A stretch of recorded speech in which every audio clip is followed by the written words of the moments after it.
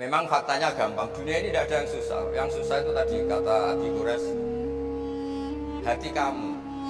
Melahirkan satu faham. Bahagia itu kalau jadi dosen, bahagia itu kalau jadi rektor, jadi menteri. Sehingga orang itu tidak kok berbahagia dengan kesehariannya. Kebaikan tertinggi itu adalah berkawan baik sama teman bapaknya. Saya ini dekat sekali sama Profesor Zaini Tahlan, sehingga harus hormati putrinya. Sebenarnya Bismillahirrahmanirrahim. Kebetulan saya ini ahli tip betul, jadi insya Allah gampang. Saya tadi tersanjung lah dipuji Pak Munjid, katanya saya ini orang yang gampang saja menangani macam-macam. Memang faktanya gampang, dunia ini tidak ada yang susah. Yang susah itu tadi kata Abi Quraisy, hati kamu dikelola nggak apa-apa, gampang. Saya beri contoh begini, ada seorang kiai Abi Quraisy itu khusyuk betul, nggak mau berkawan sama perempuan cantik, katanya takut biologisnya kumat, takut sahabatnya kumat. Kalau berteman orang jelek kan nggak apa-apa, Gus, nggak minat, apalagi orangnya merongos kupulan banyak katanya. Terus tak ingetin, syahwat yang nggak pada tempatnya itu dosa, tapi ngenyek orang juga dosa kata saya. Artinya dia menghindari perempuan cantik tapi dosa menghina. Itu juga ada orang yang nggak mau berteman orang kaya, takutnya tamak gini-gini. Senengnya sama orang miskin, ternyata apa? Diperbudak, disuruh mijetin, disuruh-suruh. Dosanya yang berbudak itu. Jadi intinya dalam semua lini kehidupan tuh ada problem fikih. Makanya kita harus pinter-pinter berteman orang kaya, semoga kayanya untuk kebaikan. Berteman orang miskin supaya kita tawadu. Melihat alumni UGM yang sukses kita bangga. Yang bikin masalah kita istighfar, gitu aja gampang kan. Artinya kiai juga sama. Kiai itu punya alumni yang jadi kiai, alhamdulillah. Yang nggak jadi kiai problem, dan kita istighfar semua di semua kehidupan kita. Nah, kata bapak ini bapak saya, kalau pagi-pagi Abi Quraisy itu ada orang nyun sewu, orang miskin, sholatnya pas-pasan, pakai celana pendek, pagi-pagi rokok di warung. Bapak itu mesti bilang gini, hak, aku sing kiai ra mesti sebahagia itu. Sudah marung, nggak punya uang, ngutang, itu nyingkrang bahagianya, Masya Allah. Itu kata bapak, itu rahmannya Allah. Orang nggak punya karya, nggak punya prestasi sebahagia itu, jangan diganggu kan. Selama ini kita sebagai akademisi, sebagai dosen juga ikut salah.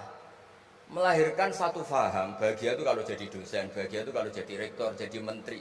Sehingga orang itu tidak kok berbahagia dengan kesehariannya. Padahal orang seperti itu, sering saya ketemu orang nganggur itu. Wah enak Gus jadi orang nganggur, lebih. Jadi menteri dikongkon presiden, jadi pejabat esok kudu ngantor. Jadi orang biasa enak, wae turu-turu, wae ngopi-ngopi gitu. Intinya bahagia seperti ini tidak usah dibatalkan, biar aja tetap bahagia seperti itu. Karena kalau kamu jadi dosen, nyanyi Anda di UGM juga kamu nggak mau. Jadi itu penting, ngelola kebahagiaan itu penting. Jadi ini Mbak Aida, Mbak Aji, semuanya harus dilatih lah, bahagia itu dilatih. Syukur-syukur model wali ya, terus sujud, terus sungkem di Allah. Kalau nggak model wali ya dilatih yang gampang-gampang. Saya teringat konflik itu dimulai dari tersinggung. Saya ulang lagi, konflik itu dimulai dari tersinggung. Saya punya sekian khazanah tentang ngelola tersinggung. Saya berkali-kali cerita itu. Suatu saat Imam Syafi'i didatangi orang, cium tangan, terus hormat. Setelah itu orangnya menghujat. Dilaporkan sama santrinya, itu orang yang tadi nyium engkau, di luar menghujat engkau, menghina engkau. Imam Syafi'i tertawa-tawa, baguslah saya wibawa, di depan saya agak berani. Enteng saja, dianggap enteng saja. Enggak kok, wah itu khianat, itu munafik, enggak. Alhamdulillah saya wibawa, buktinya di depan saya tidak berani. Nah, ini tip Bu Rektor, kalau ada yang ngerasain jenengan di luar, alhamdulillah di depan saya tidak berani. Jadi enteng saja. Diceritain lagi, orang separuh dari kampung ini nggak suka jenengan Imam Syafi'i karena engkau terlalu ngendikan hak. Baguslah, kalau nggak suka saya berarti nggak ngutang saya. Yang masalah tuh yang suka-suka itu bisik-bisik minta-minta. Jadi dianggap enteng saja. Kalau Anda sudah bisa ngelola konflik seperti itu, ringan saja. Ada lagi ulama disuruh ke tetangganya. Setelah datang ke rumahnya, irji falah hajata libik. Sudah kamu kembali, saya tidak butuh kamu. Setelah sampai rumah dipanggil lagi. Ya saya jadi butuh kamu, silahkan ke rumah. Datang lagi sampai 3 kali. Dan setiap dari 3 itu ulama tadi senyum, senang puas sekali. Akhirnya pemuda tadi tanya, engkau saya bully, saya kerjain kok tetap senang ceria. Sampai 3 kali. Ayo datang ke rumah saya, setelah sampai rumahnya, sudah pulang aja, saya tidak butuh kamu. Setelah di rumah dipanggil lagi. Pak Yai jadi acara di rumah saya. Setelah di rumahnya, sudah saya udah butuh kamu pulang sampai 3 kali. Dan fikul lil marroh di fitil kal marroh di semua itu beliau senyum senang menikmati. Terus tanya pemuda tadi, kenapa engkau tetap senyum-senyum menikmati? Saya ini penghamba Allah sejati. Senang saya sama ajarannya Allah, disuruh menghormati tetangga. Kamu tetangga saya, minta saya datang ya datang. Puas kamu nyuruh saya pulang ya saya pulang. Alhamdulillah saya jadi hamba Allah yang baik. Ngikuti perintah Allah, hormat tetangga katanya. Sama kita di Indonesia gitu. Kalau Anda tidak sepaham dengan presiden atau dengan bupati, perintah Allah itu hubungan dengan mereka baik. Cocok tidak cocok harus baik. Itu perintah Allah. Jangan yang cocok kita membebek, nggak punya prinsip, nggak punya ideologi. Saya diundang di sini, kalau nuruti nafsu saya tidak cocok. Kiai kok diatur-atur. Tapi perintah Allah disuruh hormati kawan. Kata Rasulullah di sebuah hadis, Inna min abaril birri silatar rojul ahla wuddi abih. Kebaikan tertinggi itu adalah berkawan baik sama teman bapaknya. Saya ini dekat sekali sama Profesor Zaini Dahlan, sehingga harus hormati putrinya. Sebetulnya wajib hormat itu dosen UGM, kalau enggak dipecat kan. Tapi saya punya konstitusi sendiri. Jadi kalau hidup kamu sudah bertautan dengan Allah, semuanya indah. Maka na yu'minu billahi wal yaumil akhir falyukrim jarahu. Kalau kamu iman sama Allah dan Rasul, hormati tetangga kamu. Bukan pakai hukum sosial. Kalau baik saya baiki, kalau enggak. Berarti ada terdikte oleh makhluk. Terdiktelah oleh Allah Subhanahu wa taala yang suruh supaya kita selalu baik. Nabi mencontohkan ada 3 tetangga. Satu punya 3 hak, yaitu dia muslim, dia kerabat kamu, dia tetangga kamu. Yang 2 punya 2 hak, dia muslim, dia tetangga kamu, tapi tidak keluarga kamu. Yang 1 punya 1 hak, dia tidak muslim, tidak kerabat, tapi itu tetangga kamu, yaitu non muslim, juga harus baik. Suatu saat Khalilur Rahman Ibrahim ditemani orang Majusi, umurnya 70 tahun. Cerita ini ada di Ihya, di Ar-Risalah Al-Qusyairiyah. Ya meskipun ini tidak bidang Pak Munjid, tapi referensinya saya sebut sebagai penghormatan pada UGM. Kamus keren, masa ngomong tanpa referensi. Nah, itu nanti ini pasar gelap kata beliau. Kalau ada kiai yang referensinya tidak banyak, kata beliau pasar gelap katanya. Saya minta makan kali ini saja. Kata Khalilur Rahman Ibrahim, hatta tuslima, kamu harus Islam dulu.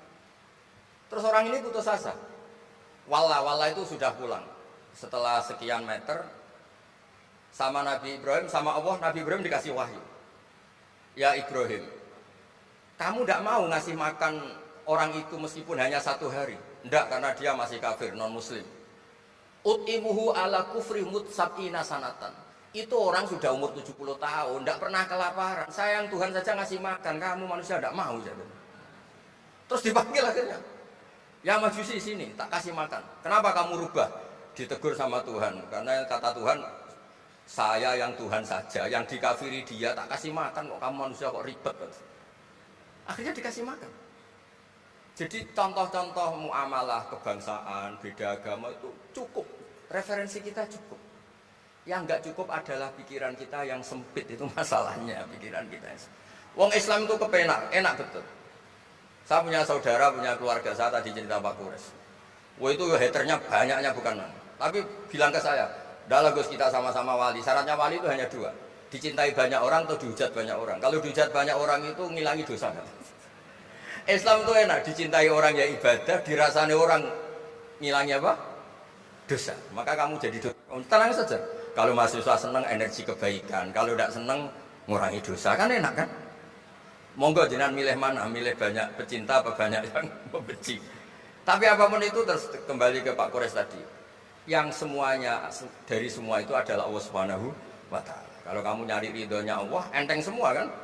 Sudah enteng betul. Menyabari orang yang menyinggung itu ya ibadah. La taghdab, farad dadam miraron faqala la taghdab. Tersinggung enggak marah itu ibadah. Wal kadhiminal ghaidh. Jadi itulah yang harus kita latih, saya itu sering ijtihad ya, bukan dengan makna yang mutlak ijtihad biasa. Saya ini termasuk kiai yang susah diundang. Saya datang ke sini bukan sebagai UGM, Bu Ova itu putra dari Profesor Zaini. Jadi jangan GR Pak Munjid kalau saya diundang UGM terus Pak Jumawan undang, biasa aja. Biasanya bukan karena meremehkan UGM, enggak. Memang ada aturannya. Kiai itu kan ya jaga hatinya. Jangan-jangan diundang UGM mari takabur. Kan ya kita mikir, Kalau nggak mau, jangan-jangan tak kabur, dudang kok nggak mau kan ya mikir. Ini cerita Pak Kures, ini kisah nyata. Saya tuh pernah diterima kasih kiai kecil. Gus matur nuwun Gus jenengan nggak datang kan? Oh iya iya. Kalau di dunia kiai itu kiai kecil kan diundang acara-acara kecil. Ya kira-kira salam tambah erong atau sewu lah kira-kira gitu. Gara-gara saya tidak datang dia lakon itu ya lakon dia yang disalami template, yang dicium. Oh itu kalau jenengan datang saya mahjub, saya tegak kanggo gitu. Jadi dianggap uang 200.000 itu dari saya.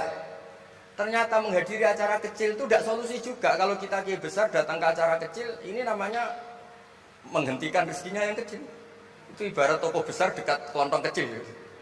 Tapi kalau tidak datang, sombong betul setelah kiai besar diundang yang kecil nggak mau. Nah itu namanya istihad. Istihad itu satu pemikiran yang, ya tadi yang diceritakan Mas Haji tadi. Mau tidak mau kita secara sosial itu berdebat. Sebaiknya kita ini merakyat apa enggak? Kalau merakyat dengan tema-tema rakyat, urusannya makan, mungkin kita tidak jadi negara maju. Tapi kalau terlalu tema-tema besar, jangan-jangan lupa ngasih makan. Ya sudah, itu istihad. Ini yang terakhir saya cerita perbedaan pendapat. Dulu Al-Haris Al-Muhasibi itu pernah punya ide. Ini temannya Imam Ahmad, temannya Imam Syafi'i. Ya Imam Ahmad saya mau ngarang buku tentang menolak faham-faham Mu'tazilah, faham-faham yang nggak benar. Menurut Anda gimana? Jawabannya lucu. Jangan katanya. Kenapa? Sebelum Anda membantah mereka, meluruskan mereka, pasti Anda cerita argumentasi mereka.